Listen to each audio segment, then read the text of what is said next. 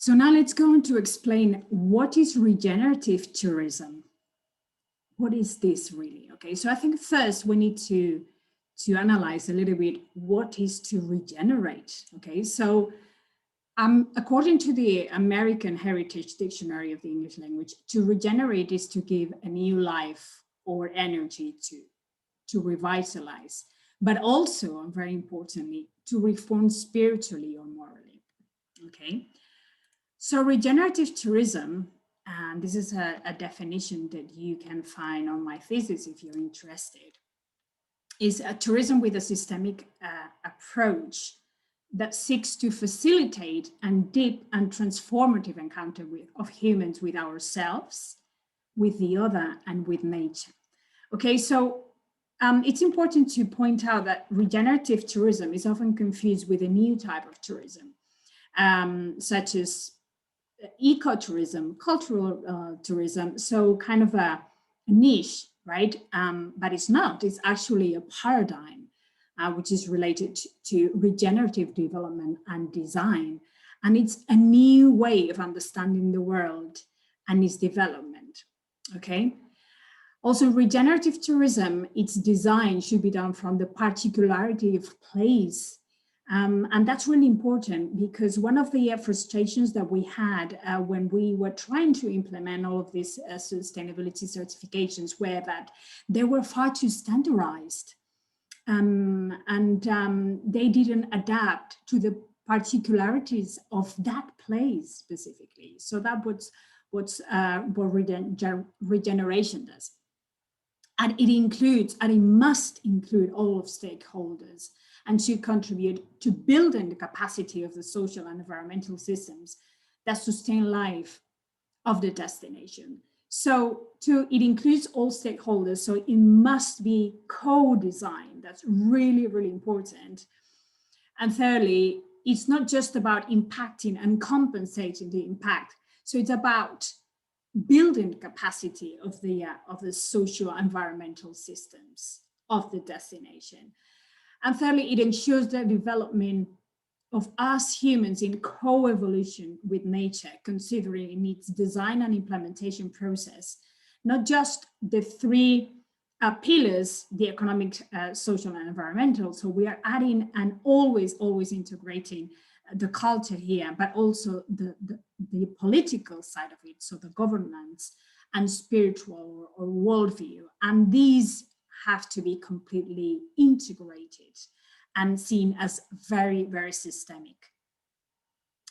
So in regeneration, what we do is create the conditions that are conducive to life. And that's the change of mindset here, okay? So now I'm going to mention the top or four of the regenerative principles to create a resilient business, because it's really important to realize that this is not just something that we do just to save a few ecosystems and then we will continue having damaging practices. And no, this is very, very integrated, okay? And with these practices and with these principles and practices, we want to create resilient businesses, resilient destinations, and abundance at the destinations. And this abundance is not always referring to economy, to money. So we need to redefine as well all of this paradigm, of this economy. So principle one is human co-evolves with nature. I've said this briefly. So the profound understanding that humans are an integral part of nature is a very important premise of regenerative design. It is very important to understand our past relationship with nature and the potential this relationship has on our present and our future. So we must break with the belief that humans can only damage the environment and that natural systems can only be used as a piece of machinery. So sometimes we just go to both extremes, right? So there's this idea and this Anthropocene world, and this is happening. So humans use environment as a piece of machinery. So in this view, we're shifting this, we're changing this view.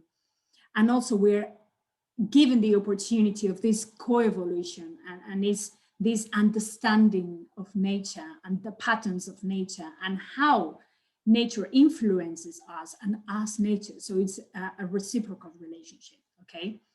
So this can make us realize that we are allies of other living systems and that the outcomes of this relationship are not just for the benefit of humans. So humans is just one species out of all of them that we have on Earth. And an example of this view would be the Western society's grouping of living things into a system that is based on objects, based on their appearance, versus the classification of indigenous people based on a process-oriented approach, such as grouping plants based on how animals pollinate them. So we're talking also about how we focus here on processes more than outcomes themselves, not more than specific objectives that we're going to go work towards and then stay there and not move, because the world and nature doesn't work like that. So it evolves constantly, it works with cycles, and that's how we have to work. Okay, the second principle is wholeness thinking.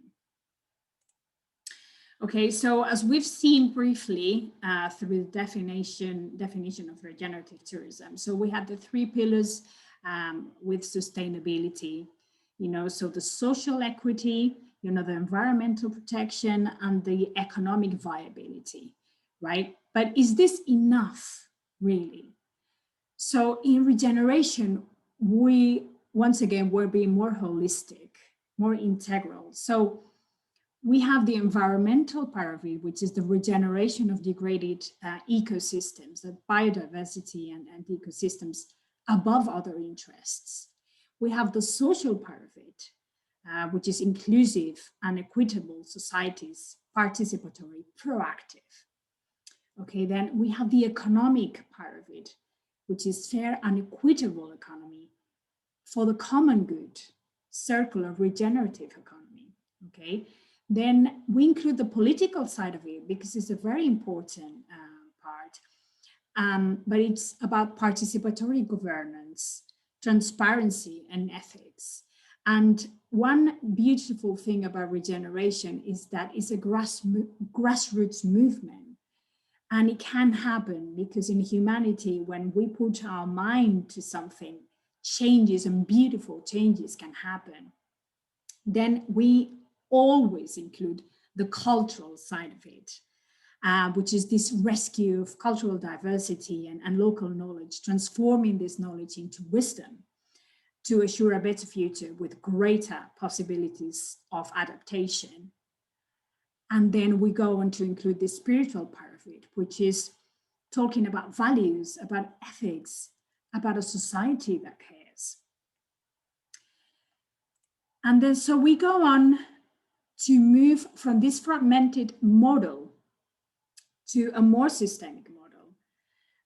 Conventionally and up until now, even in sustainability, we've been making use of this fragmented model where parts of, which means basically that, parts of fragments are divided and managed and developed independently, okay? So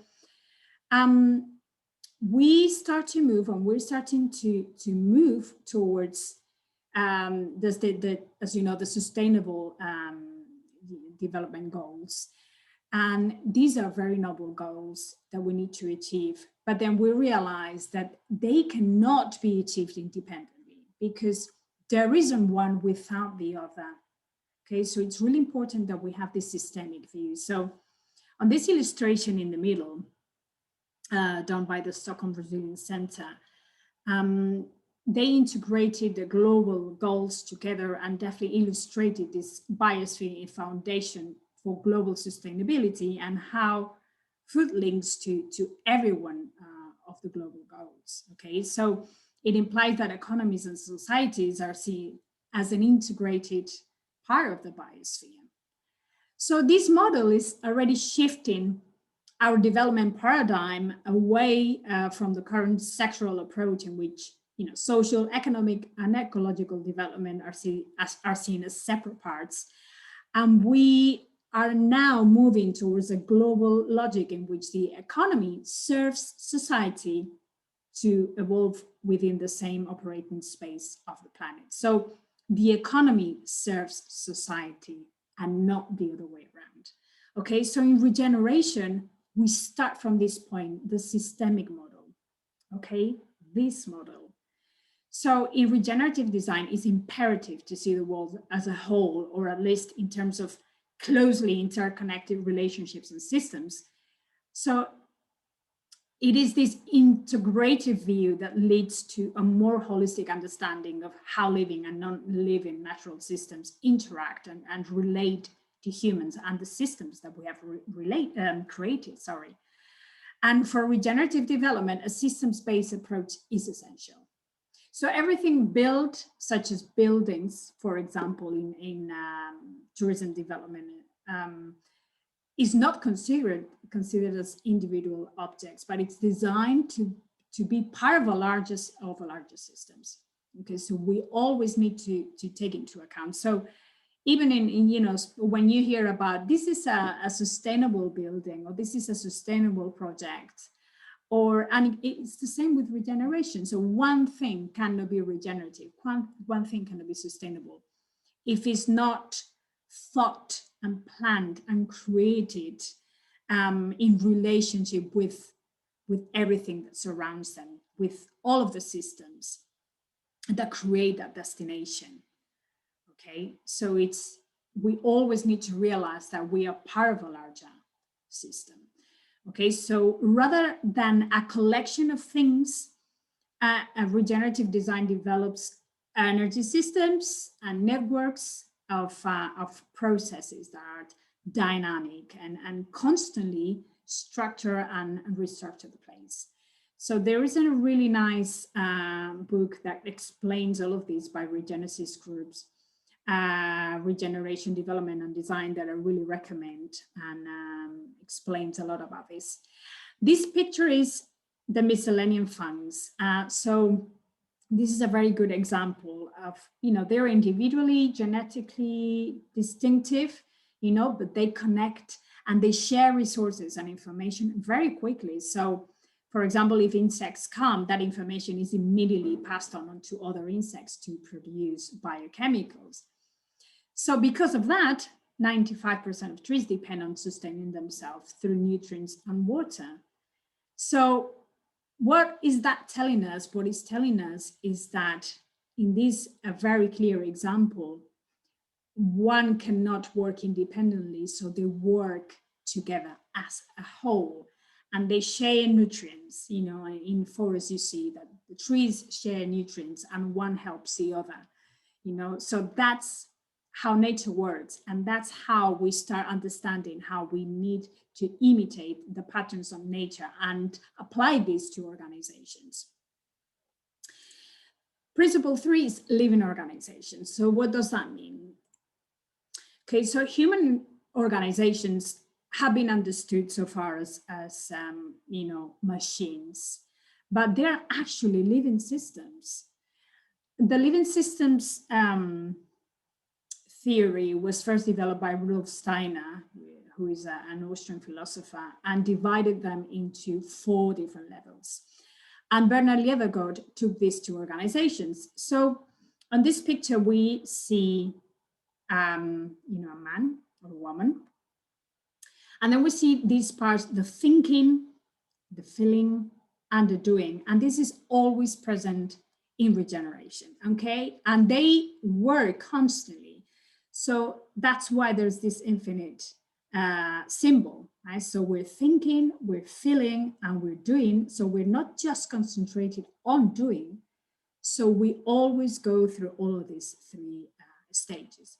Okay, so on level 1, we have the physical body, which comes from the mineral realm. So right now we're doing comparisons, okay, with organizations or even destinations, projects, etc., to living systems, okay? So these are resources. This is compared to Earth. is everything physical and material. So in an office, this would be the furniture, computers, programs, etc. So we go on to level 2 is the vital of the etheric body. So it comes from the plant realm, water, and it can be compared to a plant which grows in the direction of light. And the processes or flows within this organization. So this is the doing part of the organization, okay? And this could be the architecture, it could be the good practices in an organization, the footprint, the energy, and in a travel agency, this could be, all the processes, the bookings, the clients, the employees, okay? Then we go on to the level 3. This is the astral or the soul body, where our emotions, our sympathies and antipathies lay. It comes from the animal realm, the air, okay? And so if we had these 3 levels only, so we could be considered animals, which is fantastic, because they obey their instincts, okay? So in companies, it is the relationships, which is the soul of the organization, and is reflected in what happens between people. So it is a higher degree of conscience, because then you see, okay, if people are stressed or they are happy, and the relationships among colleagues, the leadership. So this is the feeling part of it, okay? And finally, we go into the level 4, because many companies just stay here, but we're going to go on and step a little bit further, and we go on to this level 4, which is the spiritual part of the human being, the I, which is unique.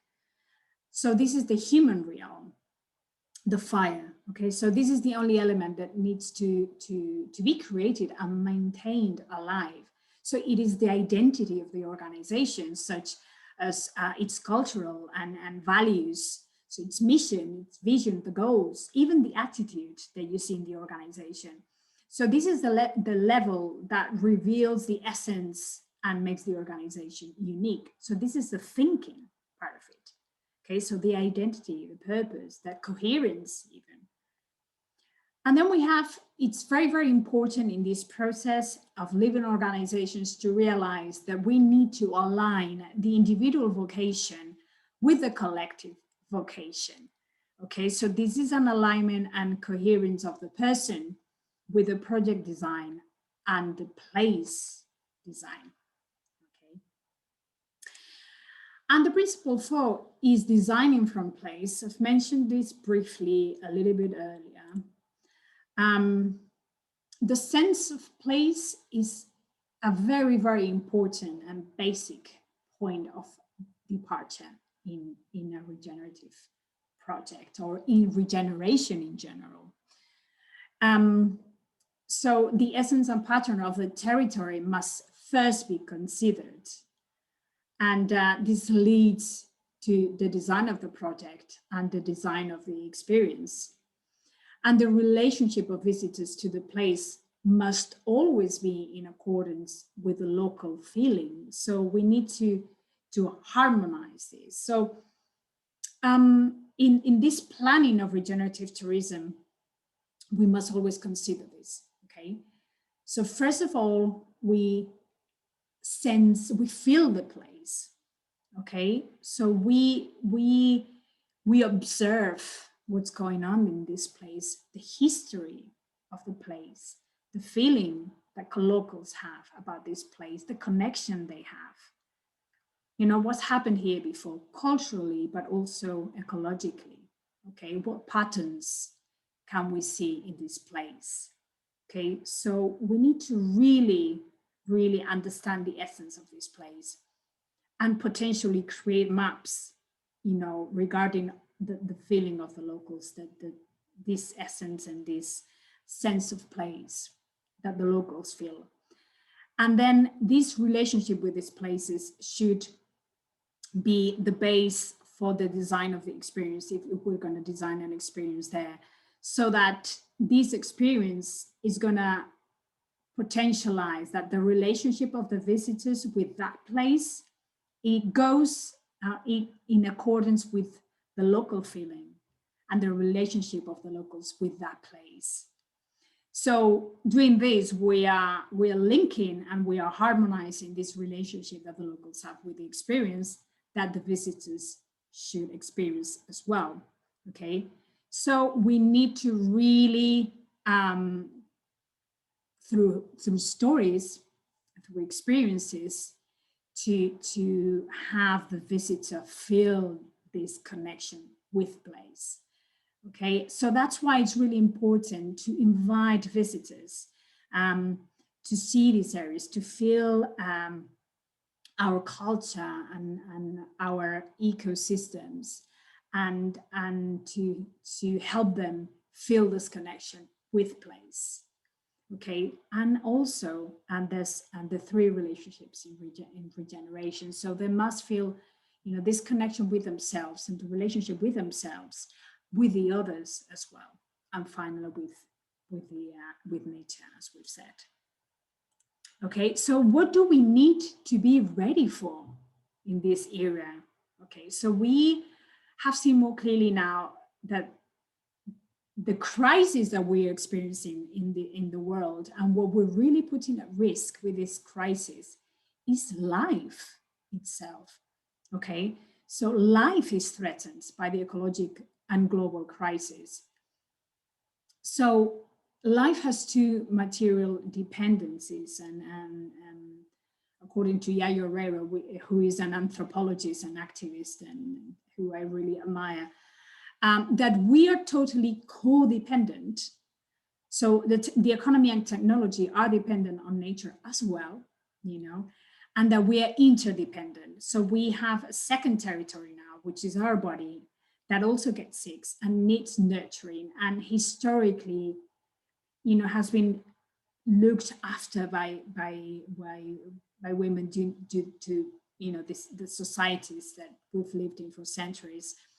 And so we cannot carry on doing business as usual and doing the minimum and try to maintain completely our status quo, hoping that someone else will take care of the negative impacts.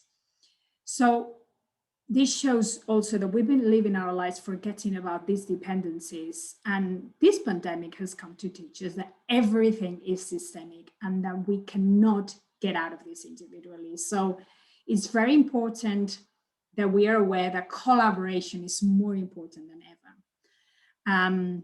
That the world has woken up, and at least a good portion of humanity has woken up and realized that they have more awareness of naturally and socially,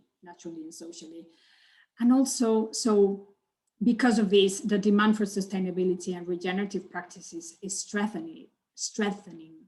And so whoever is not working up to, whoever is not waking up to this need is going to be left behind. So the companies that are still working and doing business as usual are going to be completely obsolete very soon. Obviously, the social distancing, so people are not so happy to go to crowded places anymore. And that's a great opportunity to give them this space of connection. And, the younger people also are going to travel. They have bigger conscience as well, social environmental conscience.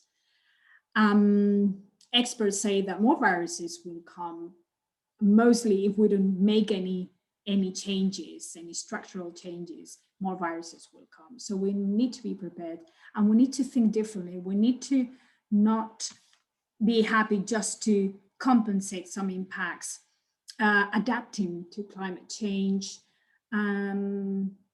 That's not enough. The world needs immediate action. So really, we need to think about what can we do collectively to transform and make, an important change. So we need to strengthen our resilience, and how do we do that? I mean, it's simple living, it's innovation, it's creativity, it's rescue of ancestral cultures. Okay, and again, collaboration is basic. We are in this new era where we need to realize that we need to work together. So I hope this, I hope you enjoyed my presentation. Obviously, there are more design principles in regeneration. This is a very, very important paradigm. We need to enter into this new era. So thank you so much for your attention. Thank you once again for the invitation to participate in this wonderful event. And here's my contact details in case you want to get in touch with me. So have a fantastic event. Thank you so much.